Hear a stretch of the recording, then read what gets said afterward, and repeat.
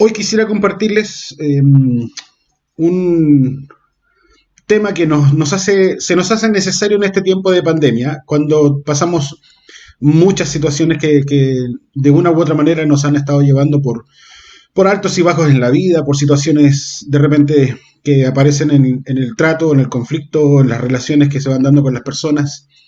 Y se hace necesario en este momento, en este tiempo de situaciones que estamos viviendo. Ya hace un año, 5 meses que estamos con pandemia aquí en Chile, desde marzo del año pasado, así que las cosas han estado un poco cambiantes, avanzando en fases de etapas de pandemia, retrocediendo, y se hace necesario tener un proceso de depender de Dios. Y nuestro tema de hoy va justamente enfocado a esa dirección: dependencia de Dios. Cuando uno básicamente se pone a leer el libro de Juan, el Evangelio de Juan, podemos encontrar ahí que en este caso el autor de la carta del Evangelio de Juan es uno de sus discípulos, alguien que estuvo con él, alguien que compartió con él, que escuchó de primera fuente, de primera mano la enseñanza de Jesús. Y encontramos entonces en el Evangelio de Juan una maravillosa información que nos hace ir entendiendo cómo fue la vida de Jesús. Y muchas veces hemos leído este libro, yo creo que la gran mayoría de los cristianos que estamos conectados hemos leído el libro de Juan. Y cuando uno lo lee, en general siempre se enfoca básicamente a la vida ministerial de Jesús. En ese sentido, vemos cómo el Señor estuvo haciendo milagros, sanidades y un montón de cosas. Y hoy quisiera compartirles acerca de la vida de Jesús, pero cómo ésta dependía en su relación con Dios, ¿ya? La Escritura dice que aún siendo Dios, ¿ya? Él no se aferró a esta posibilidad de ser Dios para vivir entre nosotros, sino que simplemente Él vivió entre nosotros como una persona más, como un ser humano, como uno de nosotros, cualquiera de nosotros. De hecho, la Biblia también nos indica que Jesús fue tentado en las cosas que Él pasó, las situaciones que vive todo ser humano, y por eso que es alguien que nos entiende cada vez que conversamos con Dios, cada vez que hablamos con Dios, cada vez que hablamos con Cristo. Él puede entendernos porque no solo nos formó y nos hizo. Cuando leemos la historia ahí en Juan 1 o en Génesis acerca de la creación, no solo nos formó y nos dio vida, sino que también habitó como uno de nosotros, vivió las cosas como nosotros, pasó hambre, tuvo frío, tuvo que descansar en medio del mar cuando iban en el barco y él le aprovechaba a descansar, vivió como uno de nosotros, pasó situaciones, tuvo hambre y muchas cosas. Y ese sentido, él entiende cuando nosotros clamamos a Él y cuando nosotros le decimos, Señor, mira, me pasa esta situación. Él es un Dios que nos puede entender. Y eso es algo maravilloso. Juan nos plantea en su Evangelio la vida de Jesús. Y quisiera compartirle 4 facetas de la vida de Jesús que nos hace a cada uno de nosotros ver cómo Jesús mismo tenía una dependencia de Dios que también viene a ser para nosotros un modelo de vida que podamos seguir nosotros hoy en día en el año 2021, a pesar de todo lo que estamos viviendo. Lo primero es que Jesús hacía la voluntad de Dios. ¿Ya? Cuando uno lee Juan capítulo 6, versículos 38 y 39, dice lo siguiente: porque he descendido del cielo no para hacer mi voluntad, esto lo está diciendo Jesús, sino la voluntad del que me envió, y esta es la voluntad del que me envió, que todo lo que Él me ha dado, yo no pierda nada, sino que lo resucite en el día final. Y en el capítulo 4, versículo 34 dice, Jesús les dijo, mi comida es hacer la voluntad del que me envió y llevar a cabo su obra. Aquí nosotros podemos ver que a pesar de Jesucristo, de ser Dios en términos genéricos, en términos prácticos de la concepción de nuestra cosmovisión acerca de Dios, cuando Él vino a la tierra, dice la Escritura literalmente que Él no se aferró a esta posibilidad de ser Dios. Filipenses 2:6 dice, el cual, aunque existía en forma de Dios, no se consideró el ser igual a Dios como algo que él pudiera aferrarse. Y eso es hermoso en la palabra del Señor, porque nosotros vemos a un Jesús tentado, vemos a un Jesús haciendo la voluntad de Dios, pero en una condición de hombre. Cuando nosotros decimos, oh, la tentación muy grande, o quizás esto es muy difícil, podemos ver las mismas reacciones en Jesús, pero podemos ver a un Jesús victorioso porque primero siempre se enfocó en hacer la voluntad de Dios. Y esto nos debe llevar a una reflexión simple, sencilla. ¿Cómo está nuestra relación con Dios? En cuanto a hacer su voluntad, ¿estamos haciendo la voluntad de Dios? ¿Hacemos lo que ¿Nosotros queremos o hacemos lo que Dios quiere? Y esto también se refleja un poco en cómo nosotros oramos, ¿ya? Estoy orando acerca de que el Señor nos guíe en hacer su voluntad, o estoy pidiéndole a Dios que Él haga mi voluntad de acuerdo a lo que yo quiero que Él haga, y Dios, tú tienes que hacer esto porque yo soy tu hijo. Y esa vida, cuando uno lee el libro del Evangelio de Juan, en Jesús nosotros podemos encontrar esa vida de dependencia de la voluntad de Dios. A pesar de ser Dios, a pesar de ser el Hijo de Dios, a pesar de estar conectado con Dios y poder Él simplemente hacer las cosas como Él quisiera, Él dijo, no, yo voy a hacer la voluntad de mi Padre. Y esto es algo hermoso, que nosotros también debemos hacer en nuestras vidas. Hoy en día, en medio de la pandemia, en medio de las situaciones que estamos viviendo, teletrabajo, estudios también telemáticos y un montón de otras cosas, ¿cómo estamos trabajando nosotros en nuestra vida de relación con Dios? ¿Estamos haciendo la voluntad de Dios o no? Ahora, en otro aspecto, el segundo aspecto que quiero comentarles hoy es, Jesús tomaba decisiones de acuerdo a la voluntad de Dios. Una cosa es totalmente diferente de la otra.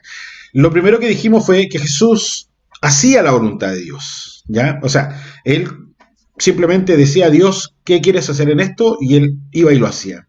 Pero cuando la decisión pasaba por Jesús, entonces Él no consideraba el hacer las cosas como Él pensaba que eran mejor, no consideraba que Él simplemente hacía las cosas porque Él tenía un buen criterio, o estas cosas que a veces nosotros nos disponemos en tomar nuestras decisiones.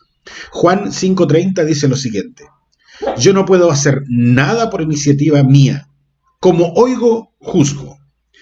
Y mi juicio es justo, porque no busco mi voluntad, sino la voluntad del que me envió. Acá Jesús nos está desafiando cuando leemos la vida de Jesús. Cuando Él toma decisiones, no simplemente llega y las toma. De hecho, cuando nosotros leemos la historia de Jesús antes de tomar la decisión de sus discípulos, de escoger a los 12, dice la escritura literalmente que se pasó toda la noche orando. Es decir, decisiones importantes, Jesús las consideró en oración.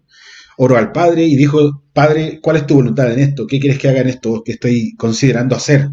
Y eso debiera nosotros llevarnos a preguntarnos, ¿cómo está nuestra relación con Dios en cuanto a consultar a Dios nuestras decisiones importantes? ¿Ya? No le pregunte al Señor, Señor, hoy cocino pescado o cocino pollito. Obviamente hay cosas que están en nuestras propias decisiones, que son cosas sencillas, simples que podemos tener. Pero, ¿qué pasa con nuestras decisiones importantes de la vida? Esas decisiones que a veces, si usted lo considera así, ¿cuántas veces nosotros decimos esto en la congregación? ¿Se acuerdan en presencial cuando decíamos, a veces hemos tomado malas decisiones y no las consultamos con Dios? Y después tuvimos crisis o problemas producto de esas malas decisiones. En presencial siempre se escuchaba por ahí un amén, un sí, así es, o un pucha, la embarré, sí, me pasó a mí. Creo que esas son cosas que nosotros las hemos vivido, las hemos experimentado, y tenemos que aprender de eso, a no tomar decisiones que sean importantes para nuestra vida sin haberlas consultado con Dios. Nuestras decisiones espirituales de llamado a la obra del Señor, del servicio a la obra del Señor, ¿cómo estamos haciéndolas? ¿Estamos haciendo la voluntad del Padre en nuestro llamado, en nuestro servicio? ¿O estamos simplemente diciendo, no sé, en pandemia no se puede hacer nada, así que aquí estamos? No, pandemia no ha dejado a la iglesia sin trabajo, no ha hecho que misiones esté cerrado, no ha hecho que las iglesias se cierren. Lo que está cerrado es simplemente un lugar físico llamado templo. Pero la iglesia de Cristo, nosotros, casa de Dios, y todas las iglesias del cuerpo de Cristo, todas están trabajando, todas están sirviendo al Señor de una u otra manera. Estamos trabajando con comedor solidario. Nuestros adultos mayores hace unos días atrás mandaron una ayuda con cosas de tejidos de lana que ellos hicieron para una iglesia hermana amiga en Coyhaique. Entonces hemos estado haciendo cosas, los adolescentes, los jóvenes, todos los grupos de la iglesia están haciendo cosas y estamos sirviendo al Señor. La pregunta es, ¿qué estás haciendo tú? ¿Estás siendo parte del cuerpo y trabajando en la obra del Señor? Porque Jesús vino a hacer la voluntad del Padre. Y nosotros que estamos hoy siendo parte de casa de Dios, lo que tenemos que hacer es simplemente decir, Señor, ¿en qué quieres usarme? Quiero conocer tu voluntad y yo quiero empezar a servir en tu obra porque es algo que yo necesito hacer. Y en ese sentido hay que hacerlo. Y por último, en este sentido de las decisiones de acuerdo a la voluntad de Dios, nuestras decisiones que afectan a nuestro entorno familiar. Tenemos que consultar con Dios aquellas cosas que van a afectar a nuestra familia. Quizás no la van a afectar en el sentido, en el mal sentido de la palabra, sino que puedan determinar en algún momento algún roce, algo, alguna situación que pudiera al interior de nuestras familias poder provocar alguna crisis que pudiéramos haberla evitado si la conversábamos con ellos, pero si también la consultábamos con Dios. Cualquiera de estas cosas que sean importantes, si nos cambiamos de casa, si nos vamos a otro lugar, si nos vamos a otra ciudad, si hacemos esto otro, si tomo la decisión de estudiar esta carrera o esta otra carrera en términos de universidad y este tipo de cosas. Y debemos consultarlas con Dios, porque Jesús lo hacía, Jesús nos dejó ese ejemplo. Yo, Jesús, dijo él, ¿no? Yo, Jesús, siendo Dios, en mi condición de hombre, nunca hice mi voluntad, ni tomé decisiones de acuerdo a mi criterio. Lo que hacía era orar al Padre para saber cuándo y qué y cómo hacer las cosas en su vida. Y por eso nosotros encontramos en la vida de Jesús una vida ministerialmente exitosa, una vida ministerialmente que consiguió su objetivo de predicar el Evangelio y formar discípulos. Ahora, obviamente, en lo que él propuso inicialmente. Después viene el trabajo que la iglesia estamos haciendo hoy en día a través de toda la historia de la iglesia. Tercer punto, Jesús tenía una vida espiritual conectada con Dios. Es cierto, dentro de nuestra cosmovisión de cómo nosotros vemos la vida de Dios, es que para nosotros hay un Dios trino, el Padre, el Hijo y el Espíritu Santo. Y en ese sentido, para nosotros Jesucristo es Dios, ¿ya? Pero no nos olvidemos, como dijimos al principio en Filipenses, que Él, aunque era Dios, en su condición de hombre, se aferró a ser simplemente un hombre. Y Juan 6:57 dice, como el Padre que vive me envió, yo vivo por el Padre.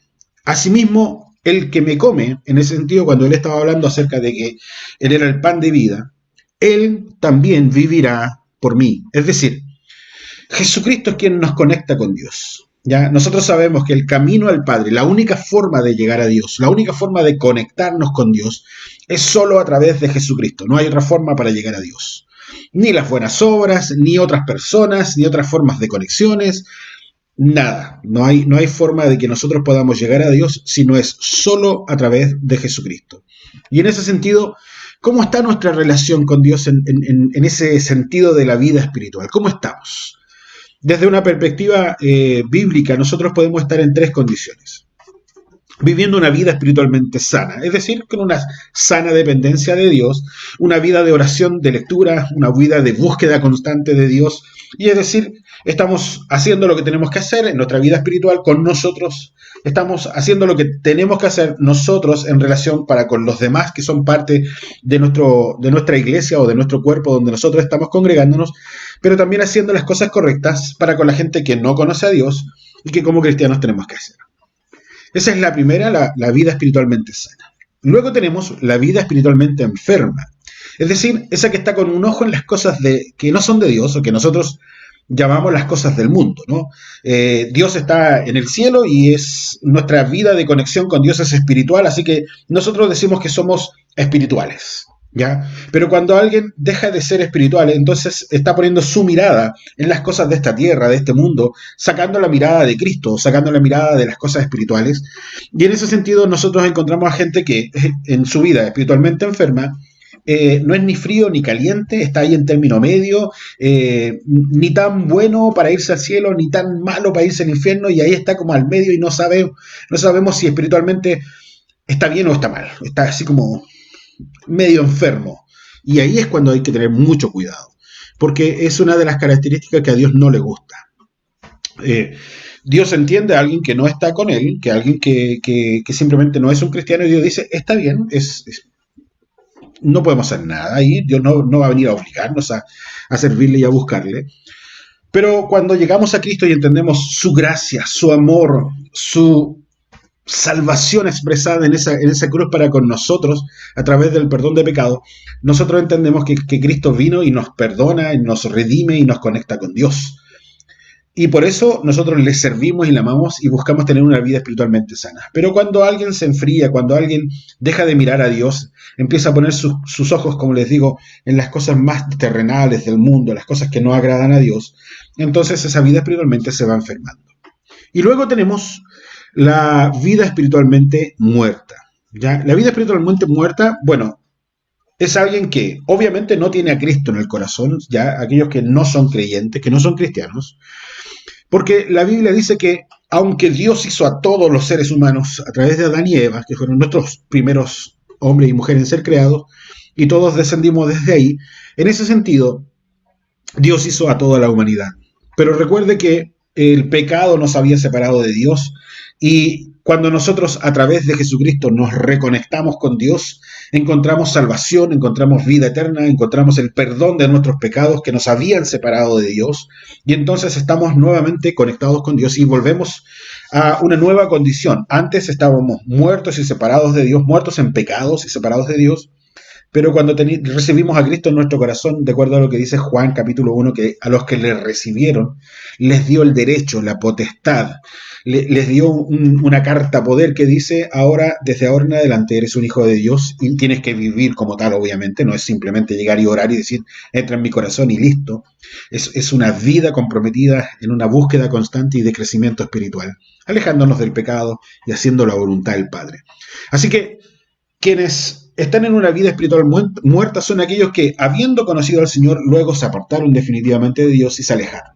Y ellos, obviamente, ya espiritualmente están con una vida espiritualmente muerta. Y aquellos que, obviamente, no tienen a Cristo en el corazón, que nunca le han dicho a Jesús que entre en sus corazones, lo entendemos así. Una vida sin Cristo es una vida espiritualmente sin salvación, una vida espiritualmente que está muerta. En Cristo podemos tener vida eterna, pero es en Cristo. Permaneciendo en Él, y permaneciendo en Él significa el que quiere hacer la voluntad de Dios tiene que hacer la voluntad de Cristo, lo que Él enseñó en su palabra. Y lo que Él enseñó es vivir una vida de santidad. Y en ese sentido, somos llamados a vivirla. Y por último, el cuarto aspecto de la vida de Jesús en los evangelios, en el Evangelio de Juan, que nosotros podemos considerar y ver cómo el autor estuvo escribiendo acerca de él, está directamente relacionado a la vida de Jesús. Es decir, su forma de hablar sigue siendo un ejemplo para nosotros hasta el día de hoy. Y esto es hermoso. Juan capítulo 8, 26 al 29 dice lo siguiente: tengo mucho que decir y juzgar de vosotros. Aquí Jesús está diciendo, hay muchas cosas que podía yo estar haciendo, pero el que me envió es veraz. Aquí está hablando de Dios y está diciendo, pero Dios es alguien súper veraz, súper importante, y yo las cosas que he oído de él, estas digo al mundo. Es decir, Jesús pasa un tiempo con Dios, Dios le dice, hay que hacer esto, esto, esto y esto, y hablar estas cosas, y entonces Jesús viene y habla y enseña y dice y hace esas cosas. No comprendieron los discípulos que Jesús les estaba hablando del Padre. Por eso Jesús les dijo, cuando levantéis al Hijo del Hombre, entonces sabrán que yo soy y que no hago nada por mi cuenta, sino que hablo estas cosas como el Padre me enseñó. El que me envió está conmigo, no me ha dejado solo, porque yo siempre hago lo que le agrada. Juan 8, 26 al 29. Aquí Jesús nos muestra cómo él hablaba lo que oía del Padre. No era alguien que simplemente se ponía a leer el rollo de la Biblia en ese tiempo y se ponía a hablar cualquier cosa. No, incluso él, para poder predicar, para poder decir cosas, para poder hablar con la gente, él buscaba una dirección del Padre. Esto es algo importante que nosotros tenemos que hacer porque al entender nosotros que nuestro hablar también, como le pasó a Pedro, nos delata, es decir, la gente se puede dar cuenta que somos cristianos por nuestra forma de ser, ¿ya? En nuestras actitudes, pero también por lo que hablamos, es decir, por todo lo que nos escuchan decir. Y así como le pasó a Pedro cuando negó al Señor, cuando Jesús le dice, Pedro, me vas a negar, y él dijo, no, yo no te voy a negar. Y bueno, finalmente cuando lo niega, la gente le dice, oye, tú eres uno de ellos porque tu hablar demuestra que tú eres uno de ellos. Es decir, ¿a quién no le pasó de repente en el colegio que están pasando la lista de cursos y dicen Ronald Veragua y uno en vez de decir sí, profe, aquí cualquier cosa, uno decía amén y después te das cuenta, oh, o al profe o al doctor. ¿Cuántas veces le dijiste hermano o pastor? Y te diste cuenta que estamos tan acostumbrados a usar nuestra terminología cristiana, nuestra forma de hablar como cristianos, que simplemente nos delata, muestra a la gente lo que somos o lo que estamos viviendo. Y la vida de Jesús es exactamente igual. Él hablaba lo que oía del Padre, él hablaba las instrucciones de Dios, él se alimentaba espiritualmente del Padre y lo que hablaba era lo que el Padre le estaba enseñando. Así que Jesús nos muestra esto. Él siempre hablaba lo que oía del Padre y nosotros estamos haciendo eso en nuestra vida, estamos hablando como verdaderos creyentes, estamos hablando como lo que escuchamos del Padre. Reflejamos a Cristo cuando nosotros hablamos con nuestros esposos, nuestra esposa, nuestras hijas, nuestros hijos, o nuestros compañeros de trabajo, de universidad, de estudios en general. Estamos reflejando a Cristo cuando hablamos, y miren lo más importante, estamos reflejando en nuestro hablar cómo realmente lo que somos como hijos de Dios, como hijas de Dios, a través de las redes sociales. Molestamos mucho con ese versículo que dice que de la abundancia del corazón escribe Facebook o escribe en las redes sociales. Pero tiene mucho sentido, mucha razón. Cuando nosotros decimos, hoy no se habla mucho porque se escribe o se transmite a través de una imagen o a través de cualquier redes sociales, a través de simplemente escrituras o imágenes o un video que compartimos. Lo que estamos compartiendo, lo que estamos hablando, lo que estamos diciendo, es un reflejo de mi vida espiritual, es un reflejo de mi cristianismo, es un reflejo de lo que yo estoy viviendo con el Padre en mi intimidad, porque eso es algo que nosotros tenemos que considerar. Porque al fin y al cabo la Biblia nos recuerda que nosotros que seguimos a Cristo, que estamos en la voluntad del Padre, tenemos que comportarnos como tal, vivir como tal. Es decir, reflejar en el carácter nuestro cómo hemos madurado y hemos crecido en el Señor.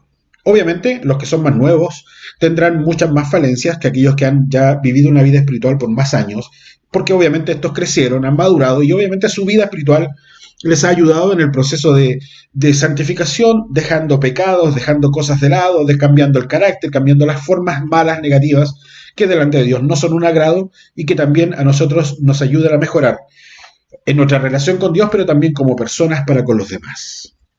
Así que quiero terminar diciéndoles en forma de conclusión, Jesús no solo era el Salvador, no solo para nosotros el Salvador, que nos rescató del pecado y que nos ha redimido y nos ha hecho a nosotros vivir una nueva vida en Cristo. No solo es el Salvador, porque también es el ejemplo que nosotros debemos seguir. Lo consideramos como el gran maestro, el modelo a seguir, el modelo que nosotros hemos aprendido, pero realmente debiéramos hacer esto cada día de nuestra vida. ¿Ya? Algunos aspectos muy rápidos de la vida de Jesús. Jesús daba gracia por los alimentos. ¿Lo hacemos cuando comemos nosotros? Jesús oraba por sí mismo. ¿Ya? Y nosotros podemos encontrar todos estos versículos en el libro de Juan. Jesús oraba por sus discípulos, es decir, oraba por sus 12 discípulos, por su grupo pequeño, oraba por la iglesia local que él estaba formando en ese tiempo, y Jesús oraba por cada una de estas gentes para que Dios estuviera con ellos. ¿Se acuerda esa oración? No están en el mundo, pero están viviendo aquí en el mundo y te pido que los guardes del mal. Bueno, esa oración de Jesús por la gente que él estaba formando en discípulos. Jesús ora por los nuevos creyentes para que permanezcan en la fe. Jesús ora en gratitud por su comunión con Dios. Es decir, nosotros encontramos una vida de Jesús que, siendo Dios, buscaba la vida de oración que todo creyente tiene que tener. También Jesús nos manda a indagar, a escudriñar, a inquirir, a buscar de la palabra del Señor, seguir investigando más de la palabra del Señor para seguir creciendo, para seguir madurando, para seguir sabiendo qué es lo que la palabra nos está enseñando, y no un versículo en particular, sino lo que la palabra en sí nos quiere enseñar a cada uno de nosotros. Jesús va al templo, Jesús comparte en ese aspecto con la gente en la iglesia, va, se congrega, le toca leer la Biblia adelante. Jesús hace estas cosas. La vida pública de Jesús era un reflejo de la vida íntima que él tenía con Dios. Oraba, se congregaba, predicaba, brindaba ayuda, discipulaba, compartía con otros, predicaba a otras culturas, ayudaba al necesitado, dependía de Dios. Esto es la vida de Jesús que podemos observar en el libro de Juan y que en nosotros debe ser también un desafío para seguir buscando de nuestro Dios, de nuestro Padre espiritual, y buscar la voluntad del Padre para seguir sirviendo al Señor de acuerdo a su voluntad. Así que les animo a que sigan buscando del Señor.